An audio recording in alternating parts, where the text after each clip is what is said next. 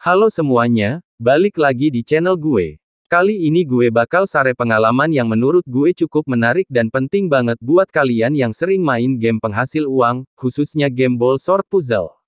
Jadi gini, setelah sebelumnya gue pernah narik uang dari game ini sebesar Rp150.000 sebulan yang lalu, dan udah gue bahas juga di video sebelumnya, sekarang gue mau kasih update terbaru, gue berhasil narik lagi untuk kedua kalinya, dan nominalnya lebih besar, yaitu Rp175.000.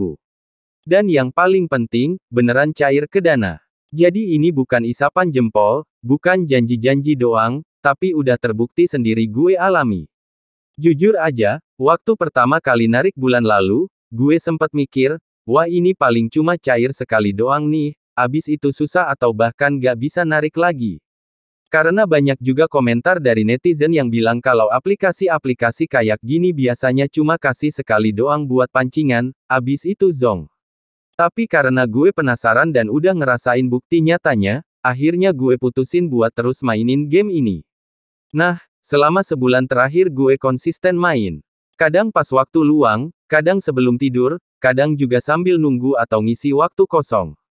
Gamenya sendiri sih santai, gak bikin stres. Cuma ya makin lama makin kelihatan juga triknya. Semakin deket ke nominal penarikan, makin banyak iklan, makin susah ngumpulin poin. Tapi karena udah punya target, yaitu pengen narik Rp175.000, gue tahan-tahanin deh. Waktu akhirnya poin udah cukup buat narik, gue langsung masuk ke menu penarikan. Sama kayak sebelumnya, tinggal pilih nominalnya, masukin nomor dana, lalu tinggal tunggu prosesnya. Nah, ini yang bikin gue cukup kaget dan lega, ternyata prosesnya cepat banget, dalam waktu beberapa jam, saldo dana gue langsung nambah. Bener-bener masuk, dan bisa langsung gue pakai buat belanja online. Jadi fix, ini penarikan kedua gue dari Ball Sword Puzzle yang sukses dan cair. Yang bikin gue makin yakin adalah, bukan cuma sekali dua kali gue baca pengalaman orang lain yang juga bisa narik. Tapi, ya harus jujur juga, banyak yang gagal narik karena mungkin pakai cara curang, kayak auto-clicker, akun ganda, atau skip iklan. Jadi kalau kalian pengen narik juga, saran gue, main aja dengan cara yang wajar. Ikutin alur mainnya, tonton iklan kalau disuruh, dan jangan maksa buat cepat-cepat narik kalau poin belum cukup. Oh iya, ada satu hal yang juga pengen gue tekankan di sini. Walaupun ini game penghasil uang, jangan dijadiin sumber penghasilan utama. Anggap aja bonus buat ngisi waktu luang. Karena yang namanya game kayak gini, sistemnya bisa aja berubah kapanpun. Bisa jadi besok udah gak bisa narik lagi, bisa jadi limit penarikannya diturunin, atau malah udah gak cair. Jadi manfaatin momen ini selagi masih bisa. Nah, buat kalian yang belum pernah coba, gue sarankan cobain dulu.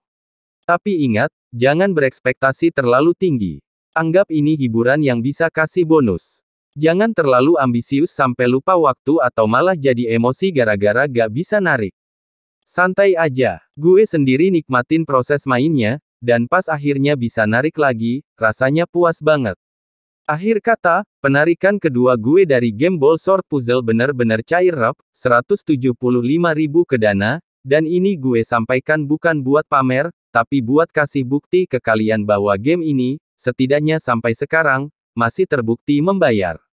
Tapi tetap waspada dan bijak dalam main, karena ya namanya juga aplikasi pihak ketiga, bisa berubah sewaktu-waktu.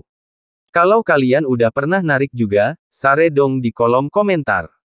Atau kalau masih ragu dan punya pertanyaan, langsung aja tulis, nanti gue bantu jawab sebisa gue.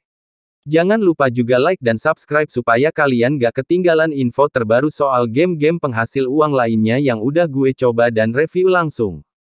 Sampai ketemu di video berikutnya, dan semoga kalian juga bisa narik dan cair kayak gue. Serius deh, di zaman sekarang, HP itu jangan cuma dipakai buat scroll-scroll sosmed yang gak jelas, tiap hari ngabisin waktu lihat reels TikTok, konten gak penting, bahkan sampai nyasar ke YouTube biru yang malah ngerusak pikiran.